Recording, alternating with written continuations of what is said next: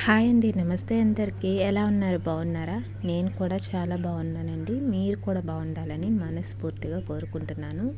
ఇక ఈరోజు వచ్చేసి మా పెళ్లి రోజు అండి. ఈ వీడియో అయితే మా పెళ్లి రోజు తీసిన వీడియో అయితే కాదు, అంతకుముందు తీసిందనమాట. రామయ్య కళ్యాణం వీడియో అనమాట ఇది జస్ట్ ఒక సెకండ్స్ మాత్రమే ఉంటుంది. తర్వాత అంతా మేము మా పెళ్లి రోజున ఎక్కడెక్కడికి వెళ్ళాము, ఏమేమి ప్లేసెస్కి వెళ్ళాము అనేది వీడియోలో పెట్టాను. తప్పకుండా మిస్ అవ్వకుండా అయితే చూడండి. వీడియో చాలా బాగుంది. అలాగే మేము ఇలాంటి పెళ్లి రోజుల్ని ఇంకా ఎన్నో జరుపుకోవాలని మీ ఆశీస్సులు మాకు అందిస్తారని కోరుకుంటున్నాను. పెళ్లి రోజు కదా, అందుకే సెంటిమెంట్గా ఇక రామయ్య కళ్యాణాన్ని పెట్టానన్నమాట. ఇక మేము ఆ రోజైతే మార్నింగే లేచి మాకు దగ్గరలో ఉన్న పాతాళ భోగేశ్వర స్వామివారి టెంపుల్కి అయితే వెళ్ళాము. ప్రతి పెళ్లి రోజుకి మేమైతే ఇలాగ గుడికి వెళ్తామండి.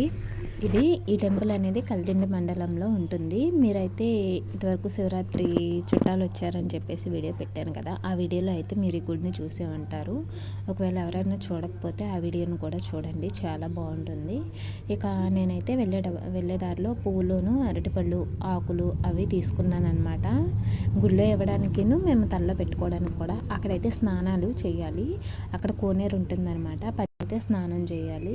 ఇక అందుకని చెప్పేసి మార్నింగే మేము మామూలుగా డ్రెస్ చేసేసుకుని వెళ్ళామన్నమాట. స్నానం చేసి ఇంకా అక్కడికి వెళ్ళిన తర్వాత ఎలాగో ఫ్రెష్ అప్ అయ్యి శారీ అది కట్టుకుంటాం కదా అని మామూలుగా డ్రెస్సులు అదే వేసేసుకున్నాము, పాప నేను కూడాను. ఇక ఈ ప్లేస్ అంతా మొన్న అయితే జనంతో నిండిపోయిందండి, మీరు చూసే ఉంటారు.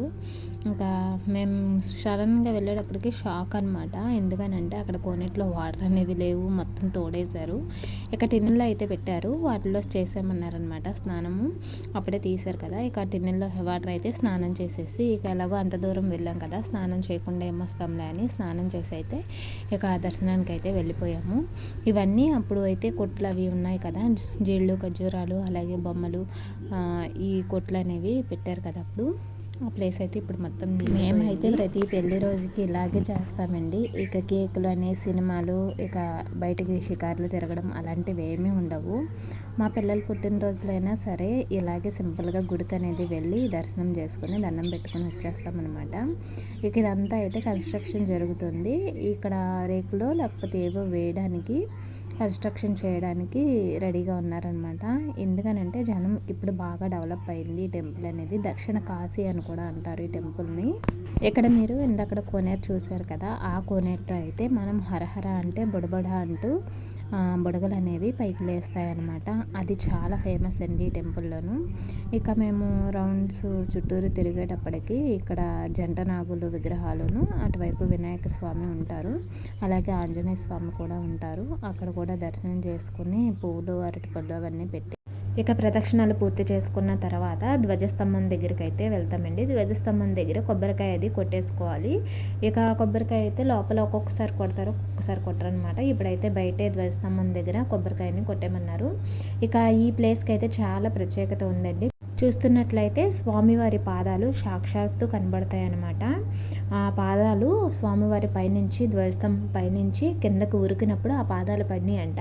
దీనికి ఒక పురాతనమైన చరిత్ర ఉందండి. స్వామివారికి రోజు ఒక పంతులు గారు పూజారి గారు ప్రసాదం అనేది తీసుకొచ్చేవారంట. అప్పట్లో అయితే ఇదంతా చేలు అలాగే వాటర్ కూడా ఎక్కువ ఉండేదంటండి. అందరూ పడవల్లో వచ్చేవాళ్ళంట. ఇప్పుడైతే డెవలప్ అయింది కానీ అప్పుడైతే పడవలు వేసుకుని ఆ పక్క నుంచి ఈ పక్క వచ్చేవారంట. అలాగే చుట్టుపక్కల మొత్తం చేలు మాత్రమే ఉండేవంటండి. రోకలి పోటు కోడి కూత వినబడని చోటనైతే ఉంటానని చెప్పేసి స్వామివారు అన్నారంట. ఇక అప్పటి నుంచి అలాగే చుట్టుపక్కల ఇల్లు అయితే లేవు, కొన్ని కొన్ని మాత్రం ఇప్పుడిప్పుడే పెడుతున్నారండి ఇల్లు. ఇదివరకు అయితే అసలు ఇల్లు కూడా ఉండేవి కదా, ఇదంతా నీటి ప్రాంతం, నీటి ప్రవాహంతో ఉండేదంట. ఇక స్వామివారు అయితే రోజు నైవేద్యం తీసుకువచ్చేవారంట స్వామివారికి పంతులు గారు. ఒకరోజు మొత్తం తుఫాన్ వచ్చిందంట. తుఫాన్ వచ్చి వానతో మొత్తం మునిగిపోయిందంట. అసలే నీటి ప్రవాహం ఎక్కువ కదా, ఇక వాన వస్తే మొత్తం మునిగిపోయిందని చెప్పేసి పంతులు గారు అయితే వెళ్ళలేదంట. స్వామివారు ఇంకా రావట్లేదేంటా అని చెప్పేసి ఆకలితో ధ్వజస్తంభం ఎక్కి చూస్తున్నారంట. చూస్తున్నప్పుడు పంతులు గారు అయితే ఘంటానాదం చేసుకుంటా వచ్చేవారంట దారిలోను. అది వినబడిందంట స్వామివారికి. వినబడి టక్కున పైనుంచి ధ్వజస్తంభం పైనుంచి కిందకు దూకేశారంట. అప్పుడు పడిన పాదముద్రలండి అవి. ఇప్పటికీ కూడా అలాగే ఉన్నాయి. అలాగే వాటిలోనూ పసుపు కుంకుమ పూలు పెట్టి పూజిస్తూ ఉంటారనమాట. ఇక మా పెళ్లి రోజు సందర్భంగా మా బాబు మా పాప అయితే మాకు గిఫ్ట్ ఇచ్చారండి. వాళ్ళైతే గాజులు తెచ్చారు. ఇక నేను ఆ గుళ్ళో ఉన్నాను కాబట్టి ఆ గుళ్ళోనే వేసేసుకున్నాను అనమాట. ఇంటి దగ్గర ఇవ్వకుండా సర్ప్రైజ్గా గుళ్ళో ఇచ్చారనమాట. ఇక అక్కడైతే వేసేసుకున్నాను గాజులు. గుడి కంటే మంచి ప్రదేశం ఏముంటుందండి. అలాగే ఇక దీపారాధన అవి కూడా చేసేసి దండం పెట్టేసుకుని మనస్ఫూర్తిగా ఇక లోపలికైతే వెళ్ళి దర్శనం చేసుకున్నాను. లోపలికి వెళ్ళినప్పుడు వీడియో తీద్దామని అనుకున్నాను. కానీ ఎందుకనో మరి వెళ్ళిన తర్వాత శివయ్యం చూస్తూ అలా ఉండిపోయాను. ఇక వీడియో అయితే తీయలేకపోయానండి. ఇక ఇదంతా బయట ప్రాంతం అనమాట. ఎప్పుడైనా సరే కుదిరినప్పుడు వీడియో అనేది తీస్తాను. లోపల శివలింగానికి కూడా ఒక ప్రత్యేకత ఉందండి. స్వామివారు పాతాళం నుంచి ఉద్భవించారనమాట. అంటే ఒక రైతు పొలం దున్నుతుండగా స్వామివారికి శివలింగ ఆకారంలో ఒక రాయి తగిలిందంట ఆ రైతుకి. ఆ రాయి మీద అయితే తను తెలియక పలుగుతోనూ పారతోనూ కొట్టేటప్పటికి శివలింగం పగిలి చీము నెత్తురు ఒక్కసారిగా భూమి లోపల నుంచి పైకని వచ్చేసినాయి అంట.